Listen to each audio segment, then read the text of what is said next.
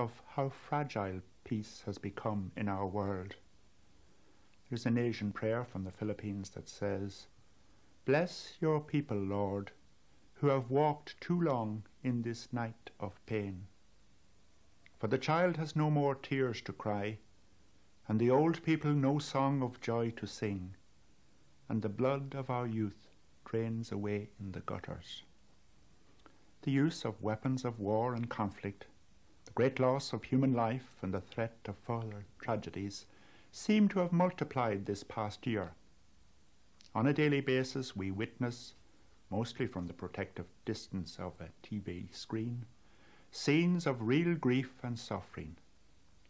In Africa, the scourge of AIDS has decimated an entire generation and set back the development of several nations.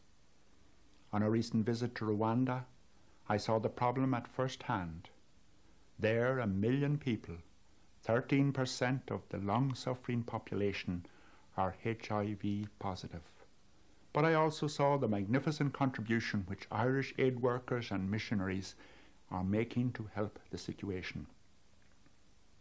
In Ireland too, there have been disturbing and worrying trends in violence, addiction and suicide. In the face of all these challenges, good people can become discouraged and disheartened, and sometimes be inclined to give up on humanity. But if the Christmas story teaches us anything, it is that God does not give up on us. He set about mending the broken relationships of human beings through the birth of his Son, and that story has continued to regenerate human lives and relationships ever since. In T.S. Eliot's poem, Journey of the Magi, the wise men returned home after their quest had ended, but things were never the same for them again. Eliot wrote, "We return to our places, these kingdoms, but no longer at ease here in the old dispensation, with an alien people clutching their gods." The story of Christmas is not just a pretty tale to be repeated once a year and then put away with the decorations. It invites hope in every human heart, and it also should make us, like the returned wise men, a bit uneasy, a little dissatisfied, as we recognize all that still remains to be done to bring about that vision of God sung by the angels, for peace on earth among all peoples. May this be a time of peace for you and your family.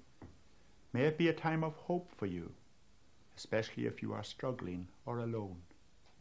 May the Christmas story renew our faith in God and humankind, and inspire us to continue the work of building that kingdom of love which began in such a new and radical way in Bethlehem 2,000 years ago. Thank you, Archbishop. As I said at the beginning, it's my privilege to welcome you into my home in Armagh this year. Welcoming people into your home is one of the greatest gifts that we can offer anybody, friend or stranger. And I'm very conscious this year, as I think of the meaning of the Christian Christmas, of the way in which, when Jesus was born, there was no home to welcome him. There was no home to give succor to his parents, because, as we know, he was born in the outhouse of a run-down hotel, because, as the scripture says, there was no room in the inn. I'm very conscious this Christmas, above all else, of the birth of a child not given the benefit of a modern hospital, modern medicine and treatment, a mother giving birth in the most awful of conditions without the help of a doctor or a nurse. And it brings me face to face with what is really concerning me this Christmas across our world, the situation of children. Millions of them, as you and I enjoy the security and the sanctity of our own home today, millions of them without a home. Many of them without parents. The children of refugees, the children in our refugee camps of Africa and across in the Far East. the children who aren't wanted and who, for their experience, today is just any other day. There's no sense of joy, there's no sense of mystery and excitement.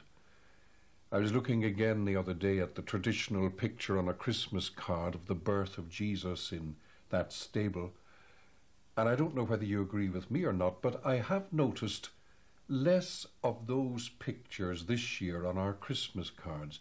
Is it possible that we are losing the sense of awe? We're losing the sense of mystery that is at the heart of the Christian gospel? Is it perhaps because we're becoming too used to it, or being caught up too much in the purely secular celebration of this period of holiday at Christmas? If we do lose that sense of awe, if we do lose that sense of mystery and meaning, I think a great deal of the heart of the Christian gospel of Christmas will be gone. My thoughts today are with those children for whom that joy is absolutely nonsense. It doesn't exist. And in that world into which Jesus was born as a vulnerable, crying child, again this year, Christmas 2003, the world, we may well say, hasn't changed at all. Well, there's one difference. We now have knowledge. We now have communication. Into all our homes come those urgent pictures of children crying, children starving, as someone said, the matchstick child. Christmas is a time not just for celebration, it's a time for others. So can I suggest, in the midst of our happiness, let's spare a thought and a prayer for the children of this world, for whom the innocence and the mystery are not a possibility. May we give our joint blessing and prayer to you this Christmas day. And may the blessing of God be upon you now and always. A very happy Christmas.